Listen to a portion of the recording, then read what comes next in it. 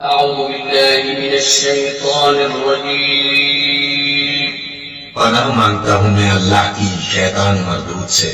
بسم الله الرحمن الرحيم شروع اللہ کا نام لے کر جو بڑا مہربان نہایت رحم والا ہے۔ السلام علیکم ورحمۃ اللہ وبرکاتہ، نحمدہ ونصلی علی رسول الکریم، اما بعد۔ ناظرین کرام، ویڈیو شروع کرنے سے پہلے دوستوں بھائیوں سے گزارش ہے کہ آپ دنیا میں جہاں جہاں ڈیوٹیاں اپنی سر انجام دے رہے ہیں دنیا کے 7 بر اعظم میں، پاکستان کے اندر اور پاکستان کے باہر، اللہ پاک آپ کو عزتیں دے اور آپ کے ماں باپ بہن بھائی سدا خوش رہیں اور سلامت رہیں، اور اللہ پاک آپ کو آخرت کی فکر کرنے کی توفیق عطا فرمائے۔ ناظرین کرام، ہماری ویڈیو شروع کرنے سے پہلے آپ دوستوں بھائیوں سے گزارش ہے کہ ویڈیو کو لائک اور سبسکرائب ضرور کریں اور لگے ساتھ گھنٹی کے آل کے بٹن کو دبا دیں تاکہ ہم جو بھی دینی موضوع کی ویڈیو یوٹیوب کی نظر کرتے ہیں تو اس کا آپ کو نوٹیفیکیشن ملتا رہے اور آپ دینی موضوع کی ویڈیو سن کر آخرت کی فکر پائیں، تاکہ اس میں آپ کو اچھا اور نیک صلاح ملے اور ہمیں بھی اس کا اچھا اور نیک اجر ملے۔ تو چلیے ناظرین کرام، نیکسٹ ویڈیو کی جانب چلتے ہیں۔ واقعہ حدیث نمبر 44۔ حضرت ابو ہریرہ رضی اللہ تعالی عنہ کا خوف الہی، یہ ہے ہماری آج کی ویڈیو کا موضوع۔ تو واقعہ حدیث نمبر 44 سیرت صحابہ سے لی گئی ہے، تو صحیح اسلامی واقعات صفحہ نمبر اس کا جو ہے وہ 118 اور 120 ہے۔ تو چلیے ناظرین، واقعہ حدیث نمبر 44 کی جانب چلتے ہیں۔ ایک بار شکیہ مدینہ آئے، دیکھا کہ ایک شخص کے گرد بھیڑ لگی ہوئی ہے، پوچھا یہ کون ہے؟ لوگوں نے کہا ابو ہریرہ، چنانچہ یہ ان کے پاس جا کر بیٹھ گئے۔ اس وقت ابو ہریرہ رضی اللہ تعالیٰ عنہ لوگوں کے سامنے حدیث بیان کر رہے تھے۔ جب حدیث سنا چکے اور مجمع چھٹا تو انہوں نے اس سے کہا کہ رسول پاک صلی اللہ علیہ وسلم کی کوئی حدیث سنائیے جس کو آپ نے سنا ہو، سمجھا ہو، جانا ہو۔ ابو ہریرہ رضی اللہ تعالیٰ عنہ نے کہا کہ ایسے ہی حدیث بیان کروں گا، یہ کہا اور چیخ مار کر بے ہوش ہو گئے۔ تھوڑی دیر بعد ہوش آیا تو کہا میں تم سے ایک ایسی حدیث بیان کروں گا جو آپ صلی اللہ علیہ وسلم نے اس گھر میں بیان فرمائی تھی، اور اس وقت میرے اور آپ صلی اللہ علیہ وسلم کے سوا کوئی تیسرا شخص نہ تھا۔ اتنا کہہ کر پھر زور سے چیخ ماری اور پھر بے ہوش ہو گئے۔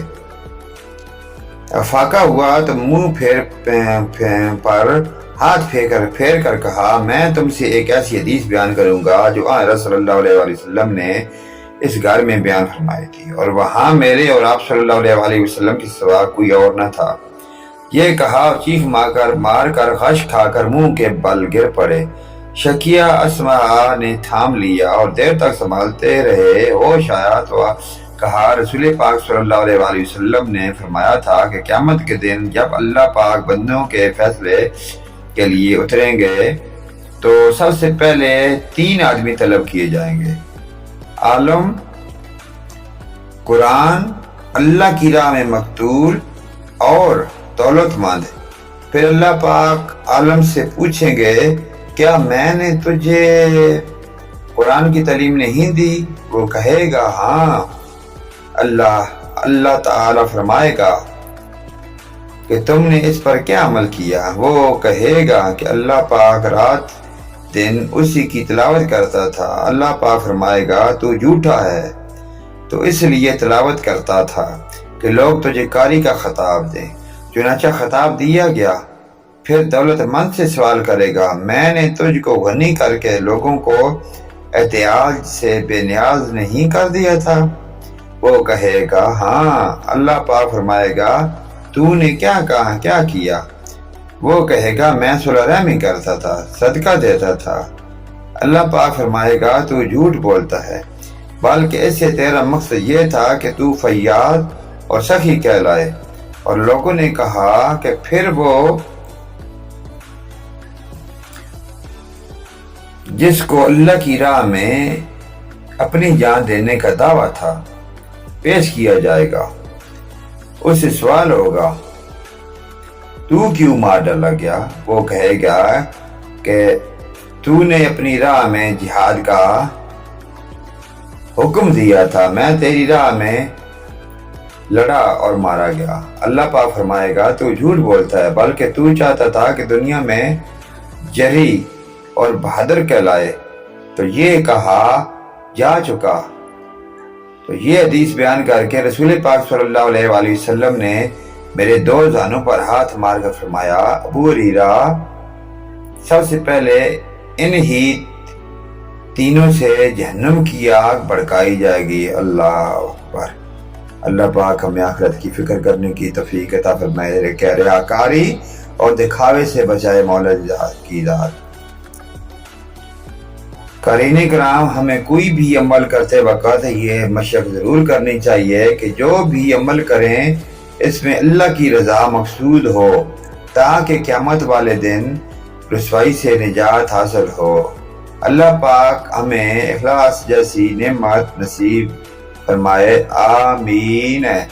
تو ناظرین کرام، آپ نے صالحین، شہداء، تین قسم کے بندوں کی دینی واقعہ حدیث نمبر 44 کی ویڈیو سنی کہ جو بھی ریاکاری اور دکھاوے والا کام ہوتا ہے وہ اللہ پاک کی ذات کو سخت ناپسند ہے۔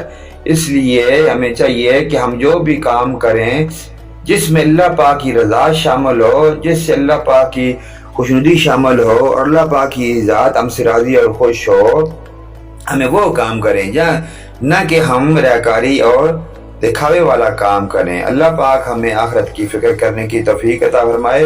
اللہ پاک ہمیں نیک اعمال نیک کام کرنے کی توفیق عطا فرمائے۔ نیکسٹ ویڈیو لے کر آپ کی خدمت میں ہم دوبارہ حاضر ہوں گے۔ آمین ثم آمین یا رب العالمین، وآخرنا دعوانا ان الحمد للہ رب العالمین۔